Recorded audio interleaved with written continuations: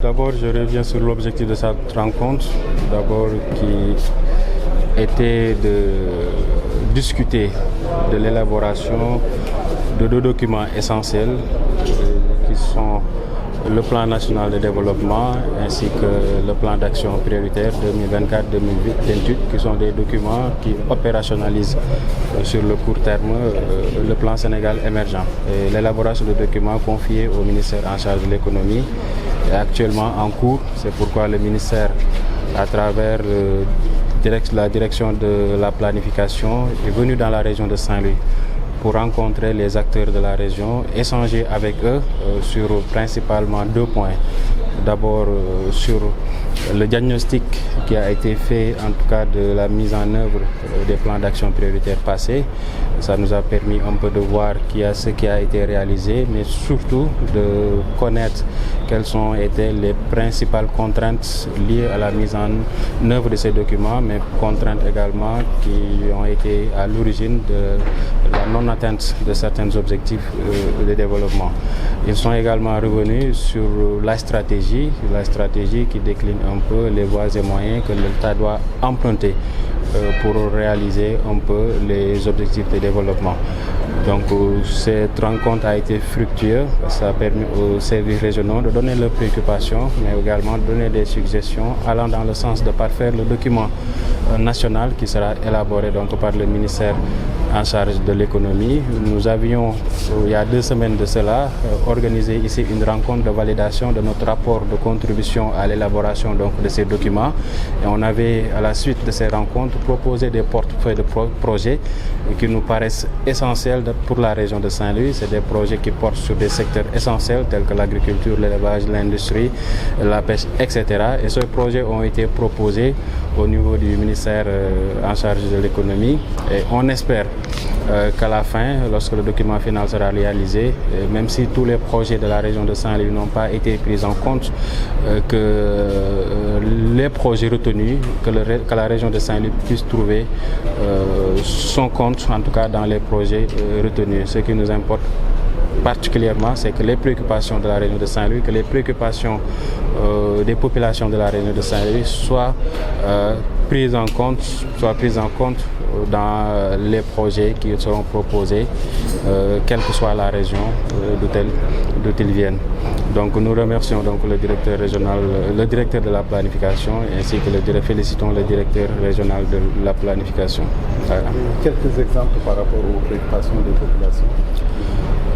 Bon, par exemple, le développement de l'agriculture. On sait que l'État a un objectif global d'atteindre l'autosuffisance alimentaire et on sait que Saint-Louis est très bien placé pour aider l'État à atteindre cet objectif. Mais dans la réalité, on sait qu'il y a des efforts extraordinaires qui ont été réalisés dans ce sens, dans la culture, que ce soit du riz, mais aussi dans d'autres spéculations, mais on n'est pas encore atteint notre objectif. Donc il y a forcément des contraintes, il y a des efforts supplémentaires ou complémentaires à faire. Donc nous avons proposé des projets dans le domaine de l'agriculture, surtout dans le domaine de maîtrise de l'eau, dans le domaine de la maîtrise de l'eau, la maîtrise par exemple de l'énergie pour permettre un peu aux acteurs agricoles vraiment de réaliser un peu leurs objectifs dans le domaine de la production agricole. Il y a d'autres secteurs dans l'élevage tels que le développement de la culture fourragère, mais aussi la maîtrise de la chaîne de valeur animale qui va permettre un peu aux acteurs du secteur de l'élevage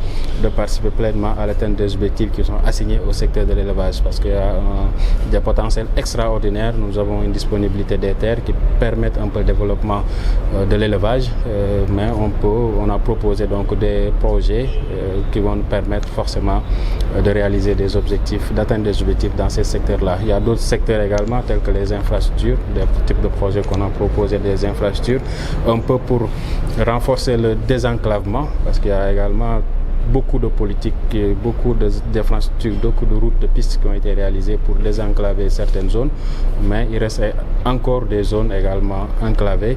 Donc on a proposé des projets permettant vraiment de désenclaver et faciliter en tout cas la circulation des biens, mais surtout des personnes au niveau de la région de Saint-Louis. Nous autres, nous avons mis l'accent sur le problème des collectivités territoriales. Vous savez que depuis décembre 2013, il y a ce qu'on appelle l'acte 3 de la décentralisation. c'est avec l'acte 3 de la législation que la région a été supprimée. C'est avec l'acte 3 de la législation qu'il y a eu ce qu'on appelle une communalisation universelle. L'État a opté pour la territorialisation des des politiques publiques. L'objectif final, c'est d'avoir des territoires compétitifs, viables et porteurs de développement. Mais quand même, force est de constater que nous avons décelé certaines limites et contraintes. Et sur deux aspects. D'abord sur les moyens, mais aussi sur les moyens financiers, mais aussi sur les moyens humains. Je crois que maintenant, si on a opté pour un développement à la base, il faut que cela s'accompagne de moyens financiers extrêmement importants. Au niveau des collectivités territoriales, il y avait aussi la fonction locale, jusqu'à présent, qui n'est pas encore effective. Donc je crois que maintenant, l'essentiel, c'est d'augmenter ce qu'on appelle communément les fonds de dotation, mais aussi les fonds d'équipement de collectivités territoriales. Et je crois qu'il y avait des propositions qui avaient été faites, qu'on porte à 15%. Si on sait qu'aujourd'hui, si on calcule le taux de fonds de dotation au feu, ça fait 5%. Et ce qui me semble extrêmement insuffisant. L'autre aspect aussi sur lequel vraiment je vais essayer, c'est la fiscalité des départements. Aujourd'hui maintenant, les départements ne vivent qu'avec les transferts financiers de l'État. Donc il est temps, avec la deuxième phase, que les départements aient leur propre fiscalité. L'autre aspect aussi, dans la deuxième phase, c'est l'érection de contempler des pôles économiques territoriaux. Et si on fait ces pôles, ça nous renvoie en 1960, au moment où le Sénégal avait 7 régions. On aura 7 pôles au niveau national. Et je crois que ce sera un aspect extrêmement important. Je crois que tous les gens sont d'accord aujourd'hui. Le développement du Sénégal part sur la base au sommet. Contrairement à la politique du top-down, c'est la politique du bottom-up. Une politique ascendante et non pas une politique descendante. Moi, je crois que, mais quand même, il faut reconnaître aussi, l'État a fait trésor. Je crois que l'exposé des motifs sur l'axe 3 de la région était extrêmement clair, extrêmement important. Mais je crois qu'aujourd'hui, plus ou moins, on peut dire que la machine est grippée quelque part, mais je crois que les orientations, les objectifs initiaux étaient extrêmement importants. Je crois que maintenant, on a fait, comme au médecin, on a fait le diagnostic, on connaît la maladie est curable, on a donné des médicaments. Nous souhaitons simplement que ces médicaments puissent trouver toute leur efficacité. Cheikh Modou Thiam, directeur de la planification au niveau de la Direction générale de la planification et des politiques économiques du ministère en charge de l'économie. Le document qui est en gestation, c'est la 3e phase du plan Sénégal émergent, le PAP 3 du PSE. Donc comme vous le savez, depuis 2014, le Sénégal s'est lancé dans une vision matérialisée à travers le plan Sénégal émergent, à travers une première phase, une deuxième phase qui va s'achever en 2023. Et s'achevant en 2023, le président de la République, son Excellence Macky Sall, a instruit le ministre en charge de l'économie de coordonner l'élaboration, la formulation de la 3e phase du PSE qui doit être mis en œuvre sur la période quinquennale 2024-2028. C'est la raison pour laquelle la Direction générale de la planification et des politiques économiques, depuis janvier 2023, a entamé au niveau national, au niveau territorial, en relation avec l'ensemble des acteurs, ce travail. Et donc le travail a été entamé au niveau national avec la contribution de la société civile, du secteur privé et la participation de l'ensemble des institutions. Bien sûr, toute l'administration, l'ensemble des ministères ont participé à ces travaux sur 4 commissions au niveau central. À côté de ces travaux au niveau central, avec 4 commissions, on avait entamé au niveau de chacune des 14 régions du Sénégal des contributions à ces travaux. Donc, une contribution en termes de documents de planification au niveau de la région a été faite avec un diagnostic, une stratégie et un ensemble de projets, programmes et réformes pour la région et particulièrement donc pour la région de Saint-Louis qui nous a fait parvenir sa contribution.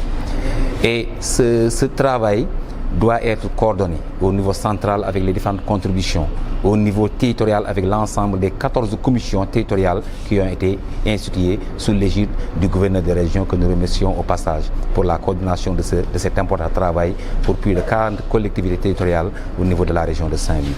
Donc le diagnostic a été finalisé, j'ai pu dire à 95%, de même que la deuxième partie du document qui est la stratégie et la dernière partie également qui est relative à la batterie de projets, programmes et réformes qui doivent permettre d'opérationnaliser la stratégie est en phase d'être finalisée.